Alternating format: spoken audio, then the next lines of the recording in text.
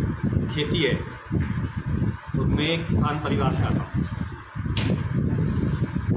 अगर नहीं होगी सिंचाई तो कहाँ से आएगी दवाई, कहाँ से होगी कमाई।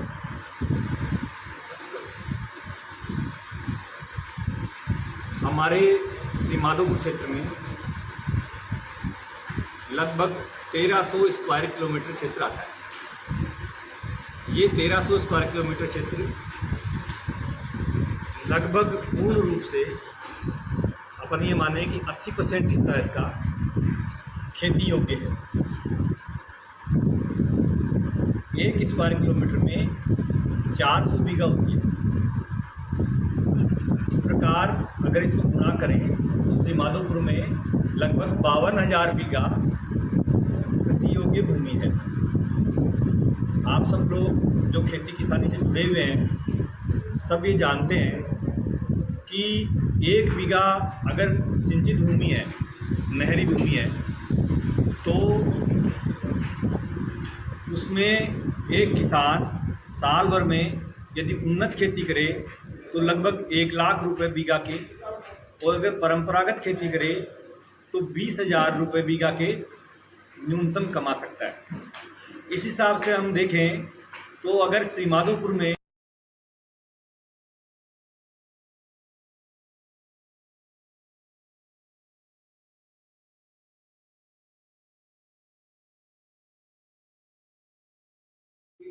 जाएगी 12 से 19 तक, लेकिन ये जल पंचायत ये पंचायत किस प्रकार से होगी, कैसे उसके मुद्दे क्या होंगे? जैसे मैंने आपको बताया, लोग भारत एक कृषि प्रधान जाएगी 12 से भारत एक कृषि प्रधान देश है। यहाँ का प्रमुख व्यवसाय खेती है और मैं किसान परिवार से आता हूँ। अगर नहीं होगी सिंचाई तो कहाँ से आएगी दवाई, कहाँ से होगी कमाई।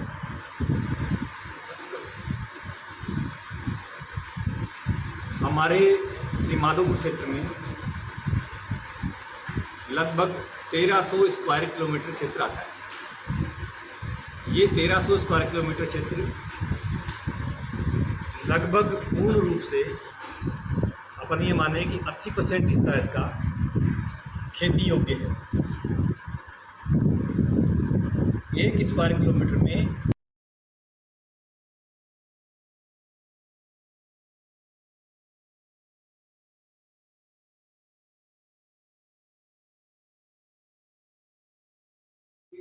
जाएगी 12 से। भारत एक कृषि प्रधान देश है। यहाँ का प्रमुख व्यवसाय खेती है और मैं किसान परिवार से आता हूँ। अगर नहीं होगी सिंचाई तो कहाँ से आएगी दवाई, कहाँ से होगी कमाई।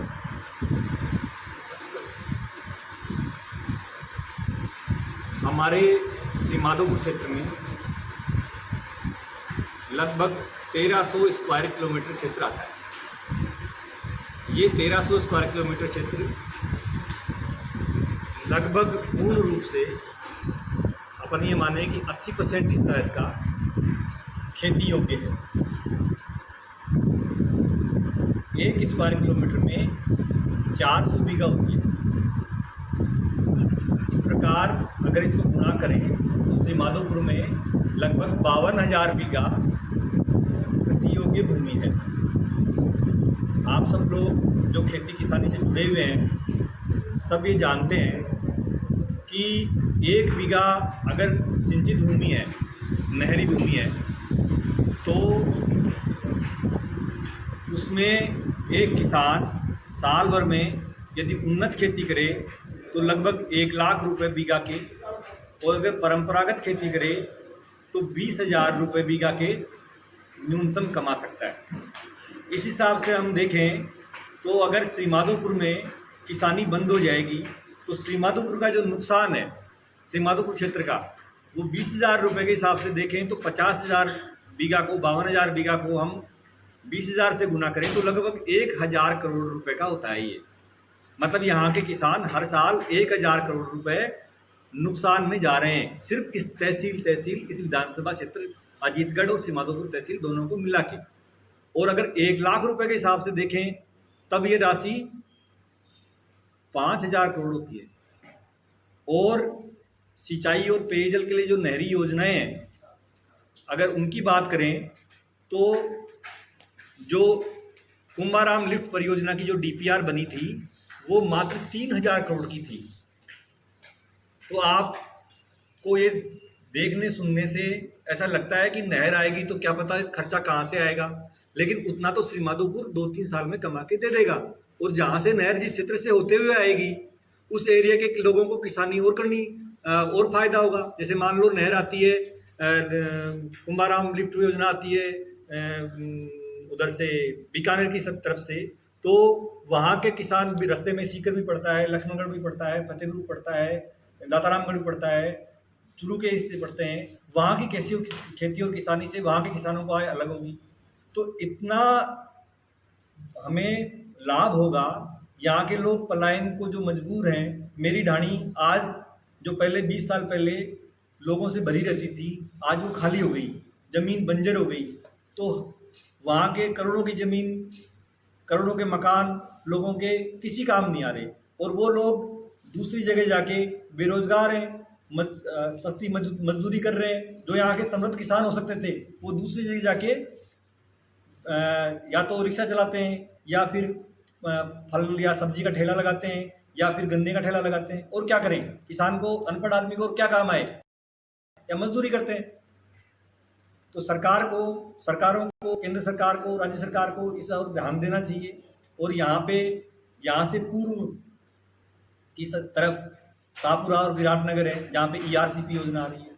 यहाँ से दक्षिण दिशा में चोमू और बाकी जयपुर जिले में जो है बिशनपुर का पानी आ गया पीने का। नागौर और बाकी जो एरिया में भी बिशनपुर का पानी पहुंच चुका है पेयजल के रूप में। पश्चिम में इंदिरा गांधी नहर आ गई है। जिस बीकानेर, जैसलमेर को हम ये सोचते थे कि वहाँ पे तो सिर्फ टीबे हैं, हमारे यहाँ के मेरे खुद के चाचा जी वहाँ पे बटाई पे खेत लेके मूंग जाएगी 12 से 19 तक, लेकिन ये जाएगी 12 से 19 तक। भारत एक कृषि प्रधान देश है। यहाँ का प्रमुख व्यवसाय ये जाएगी 12 से 19 तक, लेकिन ये जल पंचायत है, पंचायत किस प्रकार से होगी, कैसे उसके मुद्दे क्या होंगे, जैसे मैंने आपको उससे बताया, लोग जुड़ेंगे कैसे? हाँ, जैसे मैंने आपको बताया कि हम जिस गांव में सांझ को रुकेंगे वहाँ पे हम एक विषय विशेषज्ञ बुलाएंगे। भाई साहब ने थोड़ा सा इशारा भी किया था कि एक रसोई की बगिया होती है, मेरे घर में भी बनाया मैंने। हम क्या करते हैं कि चाय बनाई, कचरा निकला फेंक दिया, अदरक का, चाय का, सब्जी काटी, कचरा बचा फेंक दिया।